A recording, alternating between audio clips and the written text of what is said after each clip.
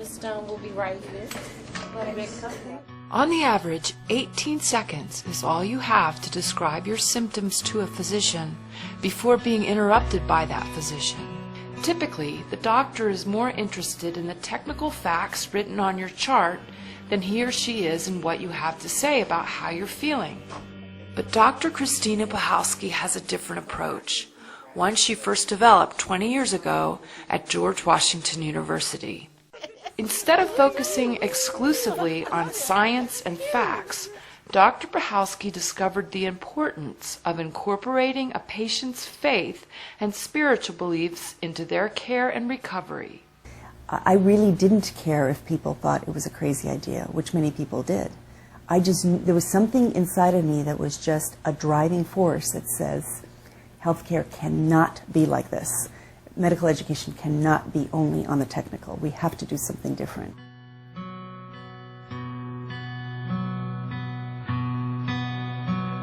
Dr. Puchalski's first love was science.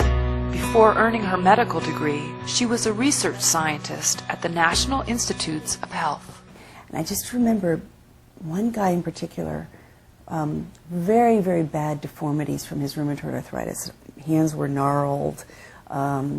He couldn't really walk comfortably. He was on a lot of pain medication. And yet, when we started talking about his life and listening to his story, he had an amazing story of someone that accomplished a lot as a human being, and also he was an artist. So to see some of his paintings on the wall and then these gnarled hands, and you just wondered how he was able to do that. He wasn't angry at having an illness, and he talked about essentially spiritual values. So a couple of years later, when I went to medical school, I was struck by the absence of anything having to do with humanity, quite frankly. As a second-year medical student, I thought we need a course on spirituality and health, and that's what started it all, really, was what I learned from patients at NIH and from people, and recognizing that we need that as part of our healthcare system. I came to Dr. Puchalski by default. I've been at GW a long time, and the doctors kept changing. I would get a good doctor, and then they would leave. So I'm trying not to get too touchy-feely close to her because she'll probably leave too. So anyway, but she broke down that that wall I was trying to build up, and she just kept talking nicely and sweetly, and she would ask me little different things, Do you do like a prayer or meditation or something on it? So, and then she learned more about me and how that I was, a devout Christian. I love the Lord, and that, I really depended on Him for my life. In the mid-90s, Dr. Puchalski created a screening tool that would help physicians quickly develop a deeper rapport with their patients. Since all the data showed that a person's religious or spiritual beliefs were extremely profound in their recovery process, Dr. Puchalski set out to codify the way in which physicians could tap into the power of their patient's own healing potential. It's just a tool, but you can use your own words. It's not meant to. It's called the FICA tool, and it requires a physician to ask a few simple questions of each patient. Do you have any religious faith or spiritual beliefs? What influence or importance do those beliefs have in your life? Are you part of a community, such as a church, temple, mosque, even a yoga group? And finally, how as your physician would you like me to address these issues in your care? I knew that I had to make it practical and accessible, and that was exciting for me, to take something that had a very personal meaning to a lot of people and make it commonplace, so that any doctor, nurse, social worker could say to a patient, so tell me about your spirituality. And not have it be, okay, now how do I define that word, and is it going to be a 25, 30-minute discussion, but rather this is such a normal part of life, I'm going to open up the question and listen to the person's story. And I think it goes back to what I learned at NIH. By listening to that gentleman's story, by listening to that artist's story and hearing how he coped with his illness, I really learned about who he really was as a human being. And I firmly believe that listening to our patients' stories is the way to be excellent physicians, nurses, social workers, and other healthcare professionals. We have to listen to where our patient is first, and then combine that with our training to create a plan together. And then we'll figure out where to go from there. You will be all right, I know that. And we'll do this together. We'll just, figure out. You don't have to make a decision about the surgery right now. I knew something was wrong because I'd lost my appetite. I was avoiding people. My weight was less than it had been when I enlisted in the Army 60 years before. And I just knew that things were not right. I went in to see her, and she gave me a whole hour that first time. And at my request, at one point, she prayed with me. And I knew that I had found something. A week or two later, I went back to see Dr. Puchalski. Well, she can be as gentle as a kitten. She can also be a drill sergeant. And I walked in, and she said, "How's your weight?" I said, "It's better." "How's your appetite?" I said, "It's improved." "And are you back to daily Mass yet?" Well, this said volumes to me, that to her, my spiritual life, which meant a great deal to me, meant as much to her and as much to my recovery as getting off the 3 medications that were causing depression. I just saw Dr. Puchalski last Wednesday, and I remember, and I told her so, in the morning I was thinking of coming in and seeing her, and just thinking of her, I smiled and I felt better. And I've never had a doctor that brought that reaction out of me before. And she has just not only cared for the whole person in all that time, but in the process has made me more of a whole person. And for it, I am eternally grateful. It started with my daughter. I had gone to the market. She had her stand at the Farm Women's Market, and I went to pick her up, and I said, I haven't felt well. I have this pain. Then I threw up.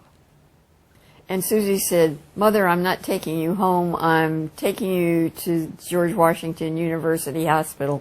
And she called Christina. I didn't share in all of this religious belief. And I wanted her to know, because if it was going to be uncomfortable for her to deal with me, it's something we should lay out right away.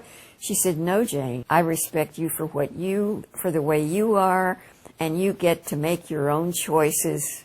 I don't make choices for you."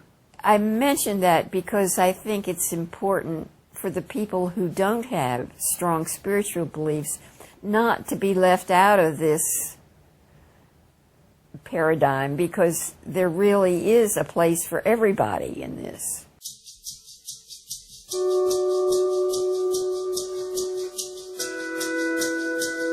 Okay, what are we trying to do? This is going to be something for each course. In 2001, Dr. Puchalski founded the George Washington Institute for Spirituality and Health, or GWISH. GWISH is working toward a more compassionate system of healthcare. A lot of the stress that I think clinicians experience in healthcare, besides external stress of where healthcare is right now, is the stress of not being able to show your humanity to each other. It's the stress of having to be on some sort of stage of convincing your colleagues and your patients that you're perfect and you have no brokenness. I mean, I've actually had colleagues say to me, "I cannot possibly show any ounce of emotion or any ounce of suffering because my patient will see me as weak and won't trust me." And in fact, the data shows it's just the opposite, that if we can show who we are as human beings, that we are broken people too, all of us have experienced loss and suffering to some degree, and it's through that experience that we can have a window into an opportunity of healing for both our patients as well as ourselves. I was so happy to find her, because before I got an appointment with her, I was so frustrated and so tired of them, like every comment they had after a phone call with me was like, "Maybe you should follow up with your psychiatrist." So I was so tired of that I was actually I was thinking of just giving up and just living with the symptoms, and that would have killed me. Dr. Puchalski paid attention, and she cared. And the other doctors, I don't know that they didn't care, they just don't pay attention, or they don't think that you know anything about your own body. When we were going through all this, before she ever was diagnosed, she says, "Oh, I've got a brain tumor." Mary did, which was to me amazing when it turned out that's actually what it was. She said, "You don't look depressed. You don't act depressed. We'll find out what's going on." And I felt like finally someone was listening to me, and we'd actually figure out what was really wrong. And it's definitely been a blessing that I found her. And yeah, it probably did save my life. Hi, Miss Fletcher. How are you? We have to recognize that we have a call to serve, and to keep that call alive in our own lives.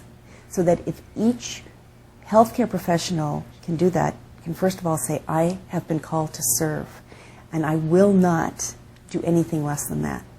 And the minute something interferes in that call, I'm going to make that change. So it's one person working on themselves. Strive every day to continue to maintain that call. I think the system will heal on its own. It really stems from each one of us doing our work with integrity and authenticity. And that's the same thing with our patients. I just get so moved to hear their stories and what they go through, and how they're able to survive and face each day with such grace and dignity is awe-inspiring to me. You must have been a wonderful pediatrician. Oh, I think I was. Yeah. I see my life as this path that I'm on, and people come in and out of the path, but even when they're not physically on the path, once I've been with them, they're always with me. And so it's this enormous path, and these interactions are profound. He doesn't drive anymore. My mother drives. Ale pan bardzo dobrze mówi po polsku.